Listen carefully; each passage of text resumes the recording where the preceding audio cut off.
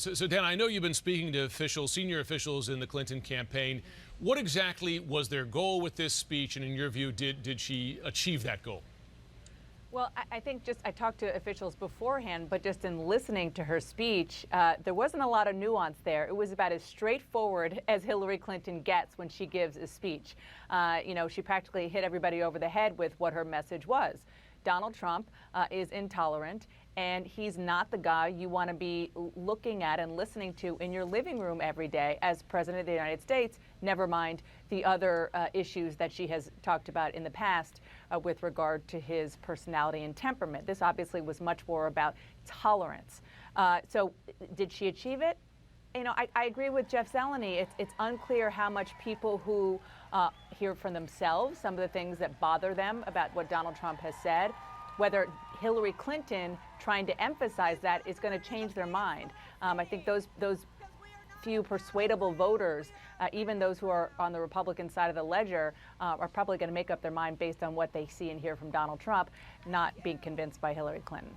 Now, David, this speech, of course, comes as Trump softens his stance on immigration. He's had this outreach to African-American voters. Did you hear Clinton here, in effect, trying to attach Donald Trump to his earlier, harder line positions and statements?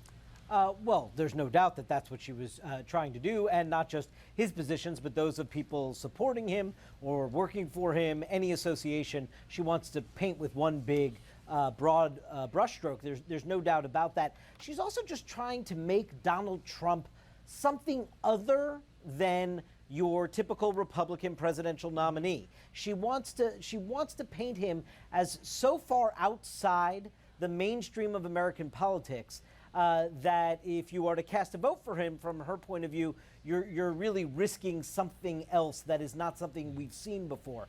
And that's why I think she, in putting the speech together, it wasn't so much a rallying cry for the faithful, but she was trying to sort of, I think, raise the stakes of this election with this more sober, serious tone that she took throughout the speech.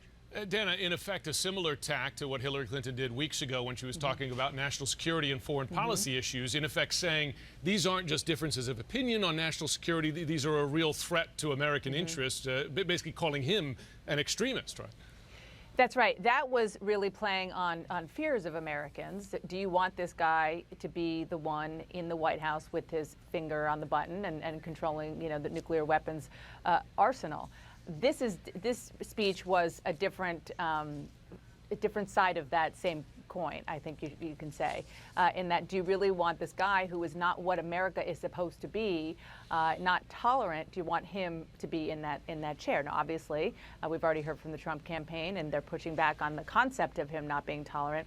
But the idea that she hearkened back to not just Bob Dole in 1996 and also George W. Bush, but the, I guess, now famous moment from John McCain's 2008 campaign when he told a supporter in his audience who stood up and said Barack Obama is not American and he's a Muslim, said, no, he's a good guy, reminding those kind of, again, those Republicans who aren't so sure about Trump, that's the Republican Party. And I think maybe her most successful line was that the fringe has hijacked the Republican Party. That is the one thing I think might make Republican voters sit up and go, oh yeah, is this really my guy? No question. David Chalian, Dana Bash, thanks very much.